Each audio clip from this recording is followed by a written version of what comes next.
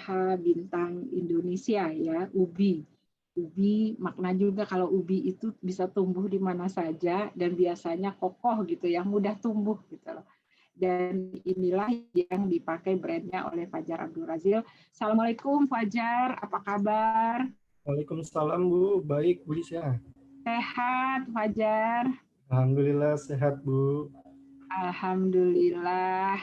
Mudah-mudahan hari ini manfaat berbaginya benar-benar efektif ya Fajar ya. Dan ini adalah anak muda yang dulu saya ketemu ketika itu masih punya seragam, pakai seragam sekolah. SMK, SMK, Real, SMK, real informatika waktu Bu. informatika ya waktu itu gitu loh. Masih malu-malu gitu ya dengan seragam sekolah, tapi aktif sekali. Ini Bapak Ibu sekalian dan adik-adik sekalian adalah salah seorang peserta training kita Entrepreneurship Goes to School yang kita adakan waktu itu, dan itu program kerjasama kita dengan salah satu perbankan di Sumatera Utara, dan program ini dijalankan di 2 tempat, di Batam dan di Medan. Dan Fajar adalah salah seorang pesertanya.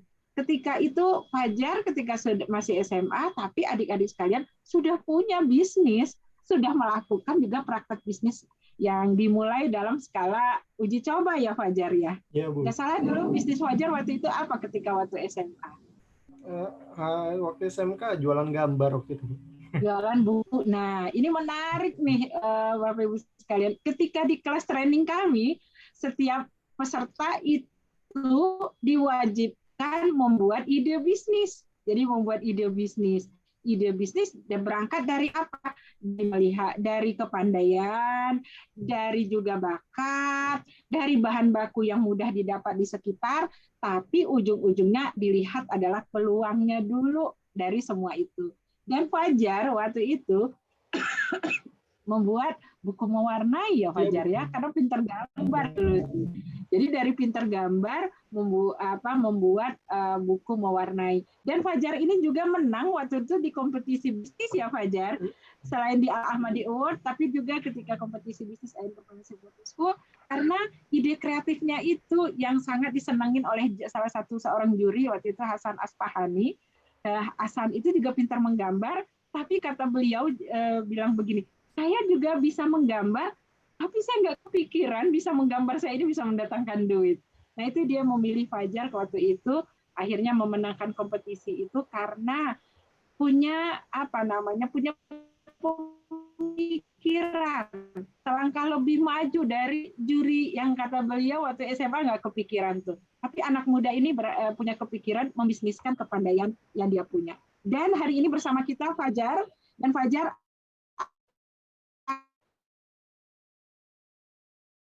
mempresentasikan nih, membagikan pengalaman. Sebagai tambahan info juga, Fajar ini juga memenangkan kompetisi Al Ahmadi Award yang untuk kategori Young Startup Business. Dan sekarang bisnisnya sudah berkembang, sudah juga dewasa gitu ya. Dan sekarang kita dengarkan bersama. Silakan Fajar presentasikan pengalaman bisnisnya. 20 menit kami kasih waktu dari sekarang. Silakan.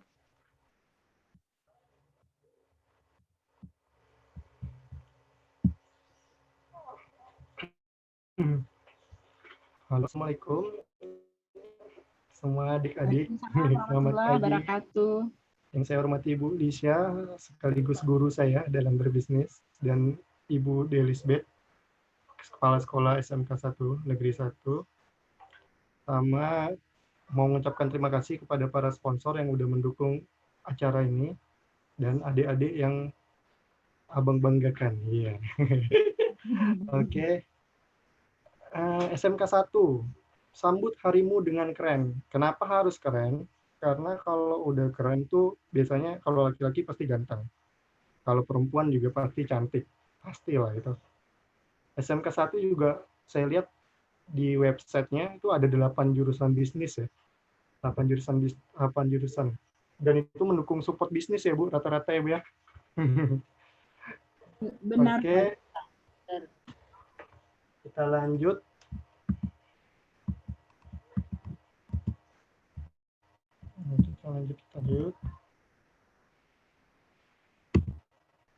Oke, sebelum perkenalkan tadi kan udah nama saya Fajar Abdul Razil, ini Instagram saya. Kalau mau follow-followan boleh.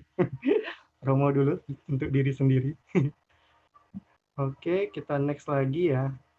Nah, saya punya usaha sekarang bergerak di bidang jasa. PT Usaha Bintang Indonesia itu jasa manajemen dan digital marketing. Kenapa jasa manajemen? Karena di situ kita ada administrasi perkantoran, akuntansi, dan perpajakan juga. Yang seperti Bu Lisha sampaikan, kita juga pernah menang kemarin di nominator Alhamadi Award yang startup bisnis. Dan tahun 2019, alhamdulillah kita dipercaya oleh Bank Indonesia sebagai juara 3 pengusaha syariah. Nah, masa sekolah tuh dulu abang tuh jualan pulsa. Nah, jualan pulsa tuh masa yang paling diingat tuh pernah dipanggil kepala sekolah. Dulu deg-degan banget kalau dipanggil kepala sekolah itu. Kirain ada apa? Kirain abang ada buat salah, totonya abang disuruh hanya untuk isi pulsa beliau. Terus yang seperti Bu Lisa jelaskan, kemarin emang saya ada jualan gambar, itu buku mewarnai, usaha unik. Dulu cara distribusinya itu ke TK-TK sama ke SD-SD. Nah, di situ tuh ada beberapa paket kita buat. Kenapa? Kalau buku gambar tuh kan biasanya monoton ya. Monoton tuh misalnya tumbuhan aja. Nah, kalau buku gambar kita kemarin tuh kita bisa custom, bisa ada gambar Naruto-nya, SpongeBob-nya, atau hewan-hewannya dan lain-lain. Nah, di situ lah keunikannya. Makanya namanya usaha unik. Sama waktu kuliah, sebelum mulai PT Usaha Bintang Indonesia, itu saya jualan perlengkapan elektronik. Perlengkapan elektronik itu juga jualnya hanya ke teman-teman kuliah aja, untuk biaya jajan lah istilahnya. Nah, terus perlengkapan elektronik ini saya juga dulu sebelumnya belajar, pertama kan belum tahu ya tentang elektronik, jadi saya waktu itu masih jualan barang KW. Tapi ketika saya tahu, ternyata KW ini bahaya, banyak risikonya juga untuk usaha kita. Makanya saya langsung jualan elektronik, tapi barang yang tidak KW lagi. Sampai waktu kuliah juga akhirnya saya putuskan lagi untuk tidak lanjut usaha itu karena sudah makin banyak kan marketplace seperti Tokopedia, Bukalapak, dan lain-lain. Waktu itu saya juga kurang fokus juga. Akhirnya saya itu mulai dari apa yang biasa saya lakukan. Setelah saya sadari, ternyata yang biasa saya lakukan adalah jurusan akuntansi. Makanya saya buka usaha di bidang akuntansi. Nah, arti bisnis, kalau menurut Longman Business English Dictionary, bisnis adalah sebuah aktivitas yang membuat kita hidup, menghasilkan uang, produksi, atau membeli, menjual produk atau jasa. Ya pasti ya teman-teman, jadi kalau misalnya tidak ada proses jual beli, otomatis kita itu mati. Kenapa kita mati? Karena itulah proses kita tuh saling membutuhkan. Manusia itu pada intinya saling membutuhkan. Nggak ada manusia yang bisa hidup sendiri. Itu sangat hebat sih kalau ada manusia yang bisa hidup sendiri. Nah, ini cara saya nih memulai bisnis tuh. Ini juga diajarkan oleh Bu Lisha waktu itu. Bisnis itu harus kita mulai dengan menemukan pain dan gain customer. Pain itu apa sih? Pain itu adalah ininya, kebutuhan customer tuh apa? Mereka tuh sulit di mana? Nah, contoh di lapangan yang kita sering temui untuk bagian perpajakan dan akuntansi, rata-rata pelaku UMKM itu nggak punya laporan keuangan. Nah, padahal fungsi laporan keuangan itu juga penting untuk menentukan langkah mereka dalam mengambil keputusan. Mereka ini mau bergerak di mana ya? Mereka ini mau investasikan di mana? Nah, dan di perpajakan biasanya mereka takut. Mereka tuh udah takut duluan sehingga mereka menghindari pajak. Padahal pada kenyataannya juga kantor pajak sangat responsif dan lain-lain sangat membantu kita. Just informasi untuk teman-teman yang mulai usaha nanti nih, nggak perlu takut dikejar-kejar pajak, karena pemerintah kita udah menggratiskan pajak kalau omset kita masih di bawah 500 juta. Jadi manfaatkan ini teman-teman untuk mulai usaha, jangan takut lagi perpajakan, tinggal belajar tentang pencatatan keuangannya aja nanti. Nah, itulah kenapa kita harus menemukan pain dan gain. Gainnya itu kan adalah solusi yang kita berikan. Kayak kami memberikan solusi pembuatan laporan keuangan, laporan pajak dengan harga yang murah dan kita juga ada namanya proses belajar, kita ajarkan juga, jadi nggak harus pakai kita selamanya gitu. Kalau mereka udah bisa, ya tinggal jalan sendiri.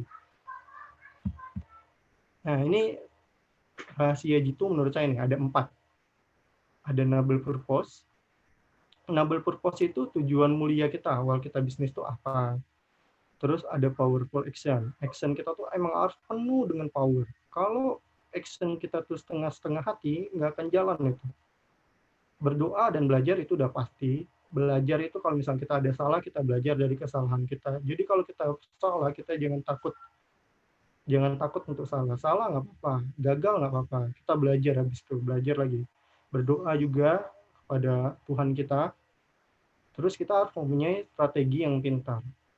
Strategi yang pintar itu ya juga harus ada. Jadi nggak mesti kerja keras. Kan ada yang bilang kerja keras boleh, tapi kerja pandai itu harus. Nah, yang paling utama tuh ya noble purpose, tujuan mulia kita. Tujuan mulia kita tuh mulai bisnis tuh untuk apa.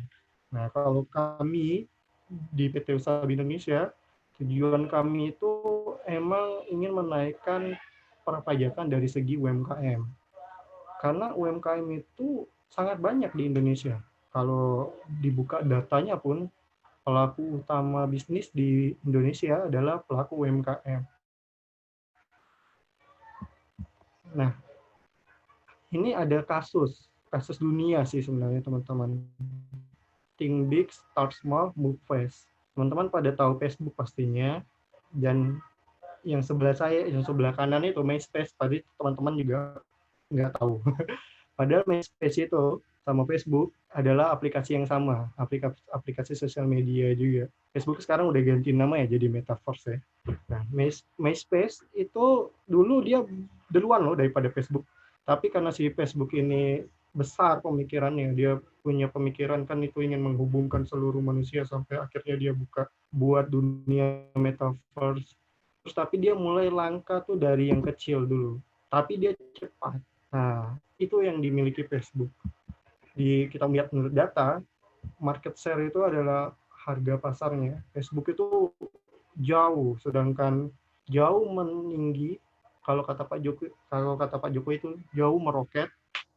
Kalau MySpace itu jauh menurun gunung. Nah, lanjut ya. Gimana cara kita menentukan target? Kalau cara menentukan target menurut saya, you can manage what you can measure. Artinya gini, kita nggak akan bisa mengukur sesuatu, kita nggak akan bisa manajemen sesuatu apa yang kita nggak bisa ukur. Jadi teman-teman kalau dalam dunia usaha ataupun apapun lah itu menurut saya kita emang harus ada targetnya sih. Misalnya target saya 2022 ingin punya mobil, nah gitu kan misalnya teman-teman. Jadi bagaimana cara kita biar punya mobil di tahun 2022? Baru kita bisa tahu nih, oh bisa dengan cara jualan es lilin kayak Bu Delisbeth bilang, oh bisa jualan pulsa kata Bang Fajar, oh bisa jualan gambar, bahkan jualan gambar pun sekarang enggak ya,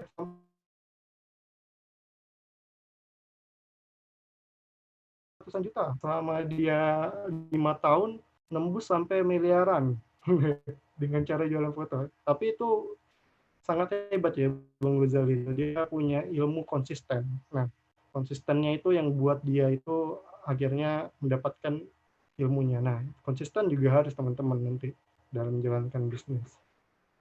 Jadi ingat ya, dalam menentukan target, kita harus tahu dulu nih, apa yang mau kita gapai. Baru kita bisa ukur kemampuan kita.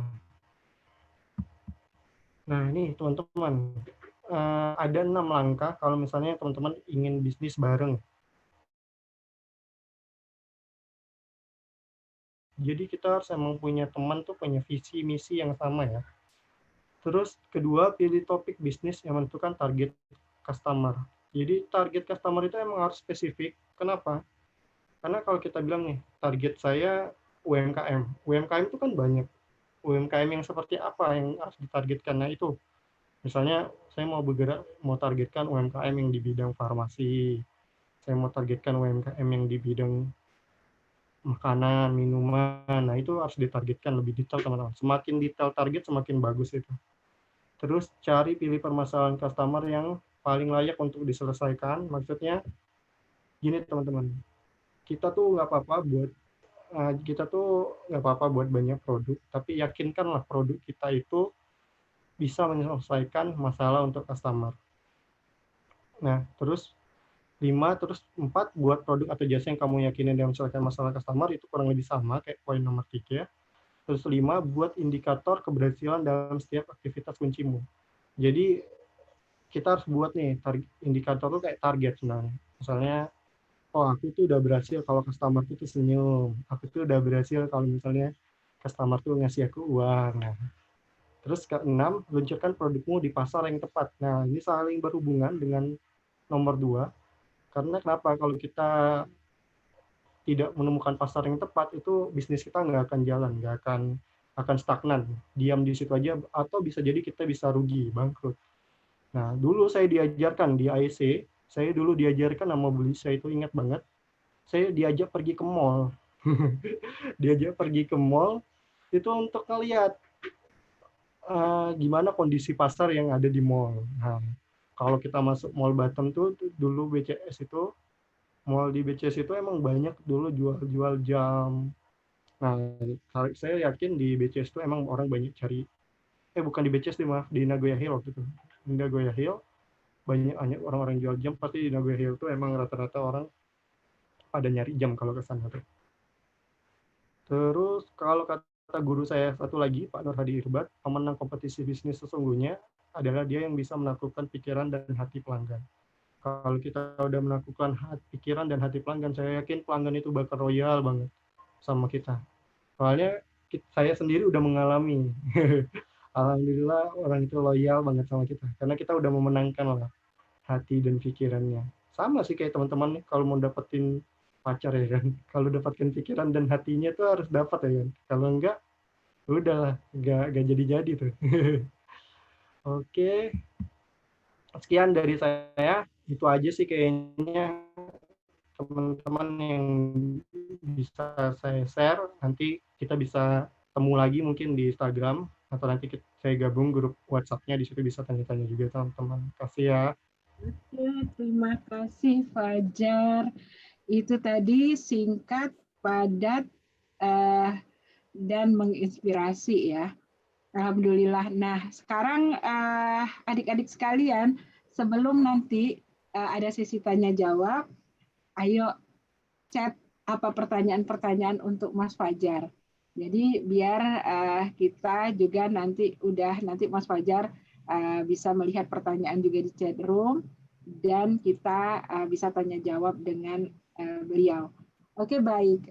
Adik-adik sekalian, saya akan bertanya sedikit ya, ngulik ya, adik-adik juga nanti akhirnya bisa mendengarkan tentang pengalaman Mas Fajar nih. Ketika Mas Fajar ini menjalankan bisnis ketika SMA, menjual buku mewarnai. Bagaimana dong omset pertamanya dan bagaimana juga tembus untuk bisa dapatkan omset pertama? Caranya gini sih Bu, hampir kurang lebih sama kayak Bu Delisbeth, nitip juga ke kantin-kantin ya Bu, kalau untuk jualan gambar ya. Collection itu kan kita ada beberapa paket, ada collection, kita nitip ke warung-warung di sekolah-sekolah kita bagi hasil lah Bu. Nah, terus untuk yang masuk ke guru-guru, itu kita melakukan pendekatan ke gurunya, bilang Bu, kita ada buku mewarnai, tapi kita punya customer Bu. Ini, nah itu lah Bu. Caranya sih alhamdulillah kita dipesan ya Bu, langsung dibuat komitmen, dibuatkan kontraknya, langsung. Nah itu alhamdulillahnya berjalan dengan lancar apa yang kita inginkan lah Bu. Lancar, yang penting kita yakin sih Bu dengan usaha kita, terus kita juga tadi melakukan pendekatan, harus memenangkan lah Bu pikirannya dan hatinya. Oke. Ketika itu dapat omset pertama, itu apa rasanya Fajar? Seneng banget ya, karena dari situ yang buat saya tuh punya kepikiran, akhirnya saya nggak mau minta lagi uang jajan kepada orang tua saya, karena saya yakin saya itu udah bisa ngasilin uang jajan untuk saya sendiri. Alhamdulillah, waktu kuliah pun itu akhirnya saya bisa bayar uang kuliah saya sendiri. Sampai akhirnya buka UBI dan akhirnya pun bisa bayarkan adik saya kuliah. Dan itu satu kebanggaan juga sih buat Nah, luar biasa saya ya gitu. Fajar. Jadi kita bisa mandiri. Karena dulu Iya. ketika program EGTS itu, training EGTS, ada satu komitmen yang kita bangun di antara kalian tidak minta jajan sama orang tua. Itu ya langkah pertama yang kita lakukan dulu. Dan itu yang mendorong Fajar. Masih ingat nggak berapa rupiah waktu itu omset pertamanya? Oh, nggak banyak juga sih Bu, waktu itu masih sekitar 300.000 lah Bu. Tapi senangnya seperti apa gitu Ya ya? senangnya itu, tapi 300.000 zaman SMK itu udah luar biasa lah. Ya, Iya. zaman S3 ada apalagi anak SMK pegang duit 300.000 gitu ya. Hasil keringat sendiri, hasil kreativitas sendiri itu luar biasa. Ya, itu Oke Fajar, saya juga sekali. mendengar waktu itu Fajar ketika pertama kali nih menawarkan program jasa akuntansinya ya, jasa accountingnya. Itu katanya berapa lembar kertas di print, bikin surat penawaran berapa, akhirnya yang diterima cuma berapa. Mungkin boleh share pengalaman itu ya. Boleh Bu, jadi waktu kita di PT UBI, pertama kali itu modalnya benar ya teman-teman ya. Saya punya usaha itu dari uang jajan juga saya sisihkan. Waktu itu kan usaha saya yang elektronik itu udah tutup lah malah. Ada uang sisa 350.000. Nah, sisa 350.000 ini saya ajak teman saya lagi untuk nambahin saya dong 350.000. Akhirnya saya beliin printer. Waktu itu printer kan harganya masih 650-an. 50.000-nya itu saya beliin kertas Bu. Nah, baru saya buatlah surat penawaran. Buat surat penawaran tentang jasa kita. Banyak sekali yang kita print, kita kirim sendiri, tapi di reject gitu, nggak diterima. Karena kenapa? Satu, kemarin tuh mereka masih tidak percaya melihat tampang, waktu itu masih umur 19 lah Bu, 19-18, mereka masih ragu lah Bu sama kita.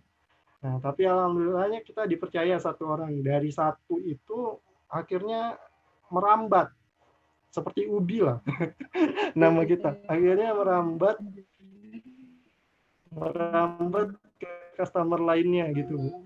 Oke, itu adik-adik sekalian pengalaman Mas Fajar yang memulai usaha ketika masih SMK. Nah, tentu adik-adik yang sudah mulai menjalankan usaha ketika masih SMK sekarang ini, pengalaman ini akan memperkuat langkah kalian kan? Toh nanti akhirnya perjuangan itu akan menentukan hasil gitu lah ya.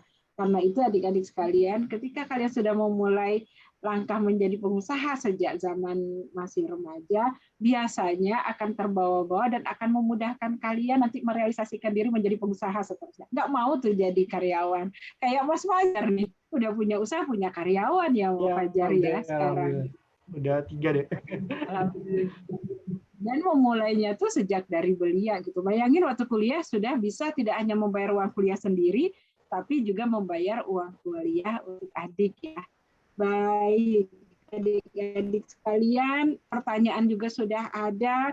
Saya yang paling akhir deh membagikan trik karena Bu Delisbeth sudah bercerita pengalaman, Mas Fajar juga sudah cerita pengalaman. Dan saya sedikit nanti akan memberikan juga tentang pengalaman, tips dan trik untuk kalian